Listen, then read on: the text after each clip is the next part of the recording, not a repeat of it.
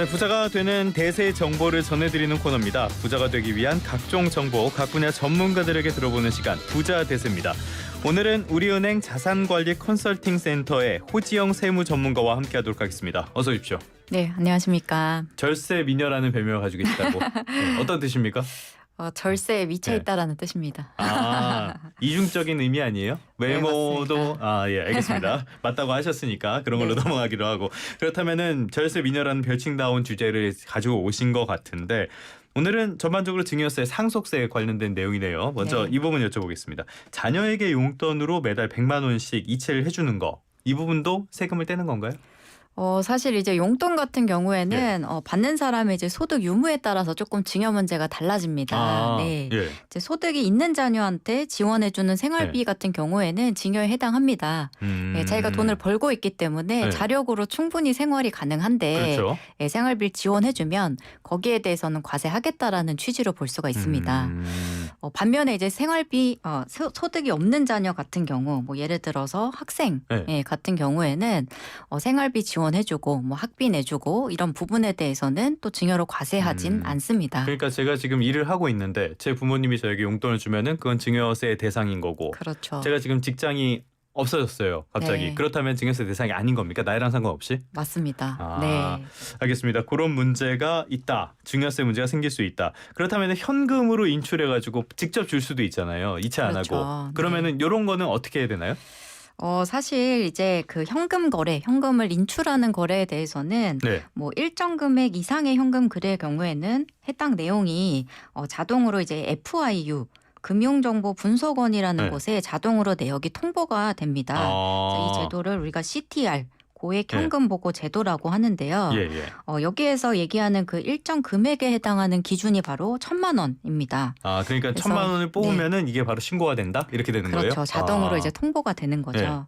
그래서 많은 사람들이 그럼 1,000만 원 이하로 뭐 900만 원만 인출해서 주면 되겠다라고들 얘기를 하는 이유가 바로 이 기준 금액이 1,000만 원이기 때문이죠.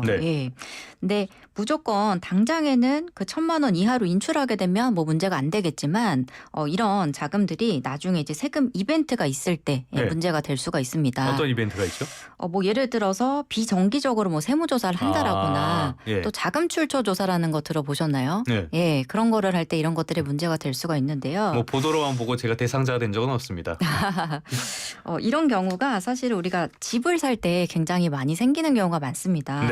우리가 부동산을 취득할 때 뭐 자금 조달 계획서라는 것을 제출하게끔 되어 있습니다.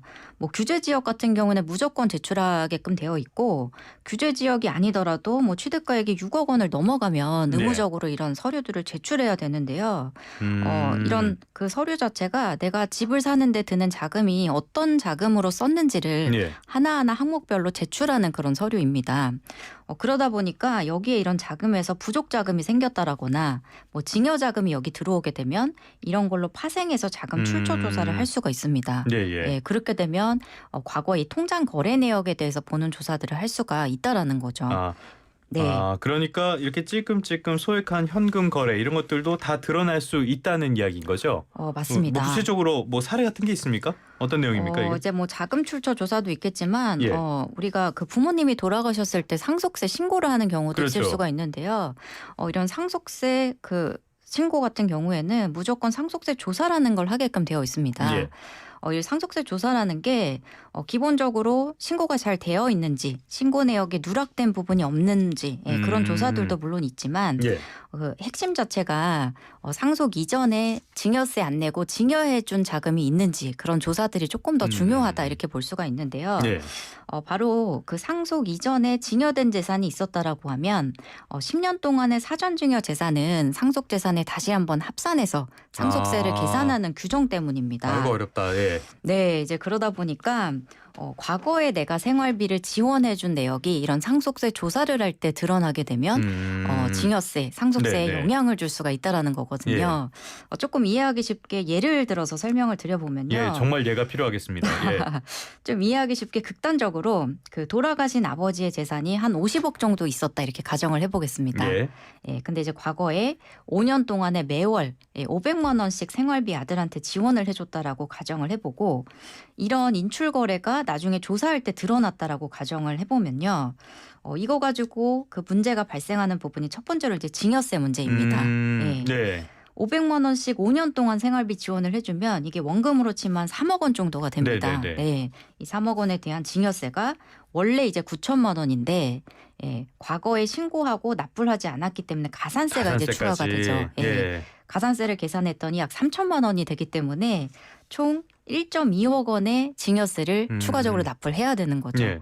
이걸로만 끝나면 문제가 없는데 아까 말씀드린 대로 상속재산이 이게 합산되면 상속세가 늘어나고 또 이때 상속세는 누진과세가 되기 때문에 이런 재산이 50억에 합산이 된다라고 하면 증여세가 1.5억 원이나 늘어납니다. 더 늘어나네. 네, 총 이제 2.7억 원의 그 세금을 추가적으로 이런 거래 때문에 납부를 추가로 하셔야 되는 거죠. 굉장히 억울할 것 같은데 인출 내역이라는 게 꼭 증여라고 할 수는 없잖아요.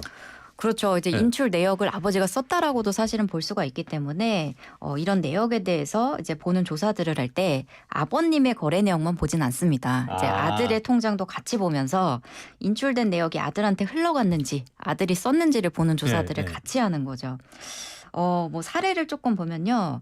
아버지의 거주지는 이제 그 경기도 수원인데 계속 돈이 인출이 되는 게 체크카드로 계속 강남구에서 인출이 된다. 아들이 살고 있는 것을 봤더니 또 강남구다. 이런 경우에는 아버지가 돈을 인출했다라고는 볼 수가 없기 때문에 증여로 과세한 사례가 있습니다. 또 하나 예를 들어보면 건강이 뭐 이제 거동도 조금 불편하신 그런 아버님의 카드로 계속 백화점에서 명품을 산 내용이 발견이 됩니다. 네, 그런 경우 이제 아버지가 썼다라고는 볼 수가 없기 때문에 그렇죠. 이런 것도 증여로 본 케이스도 있습니다. 알겠습니다. 들여다보면은 다 나오게 됐는데 그렇다면 상속세를 줄일 수 있는 방법, 뭐 팁 같은 거 조언해 주실 게 있습니까? 이게 뭐 여러 가지 방법이 있겠지만 뭐 근원적인 얘기겠지만 조금 이제 상속세라는 게 돌아가신 분의 재산을 다 누진해서 합산해서 한 번에 계산하기 때문에 사전에 좀 사전 증여를 통해서 이런 재산들을 좀 분산을 해놓아야 된다. 근원적인 얘기이긴 하지만 이런 방식을 말씀드리고 싶습니다. 또 증여 같은 경우에는 이제 받는 사람 기준으로 계산을 하기 때문에 10년에 한 번씩은 나중에 이제 높은 세율로 이렇게 세금을 내야 되다 보니까 낮은 세율로 여러 번 증여를 하면서 그 재산을 좀 줄여나가자. 이러한 전략을 좀 말씀드리고 싶습니다. 어렵네요. 증여보다 상속이 유리한 경우도 있지 않습니까? 그렇죠. 이제 모든 사람이 다 무조건 증여를 해야 된다 이렇게 얘기를 할 수가 없는 게 우리가 상속세는 누구나 내는 세금은 아니죠. 그렇죠. 기본적으로 공제해주는 금액이 현행세법 기준으로는 이제 배우자가 있는 경우라고 하면 10억까지는 세금은 없습니다. 그리고 지금 요새 세법 개정안 개편하고 있는 과정 중에 있는데 이런 기준 자체가 10억에서 뭐 자녀 2명 기준으로는 17억 이렇게 공제 금액을 늘리는 것도 지금 그 세법 개정안에 언급이 된 내용이 있습니다. 그렇기 때문에 내가 재산이 어차피 이제 상속세 공제를 받으면 세금 없이 물려줄 만한 수준이다. 이렇게 되면 굳이 증여세를 내면서 증여를 할 필요가 없어지는 거죠. 이런 것들도 조금 종합적으로 고려를 해봐야 될 필요는 있겠습니다. 탈세와 절세는 다른 거니까 이런 점들은 잘 보고 계신 게 좋겠습니다. 지금까지 우리은행 자산관리 컨설팅 센터의 절세미녀 호지영 세무전문가와 함께했습니다. 오늘 말씀 고맙습니다. 감사합니다.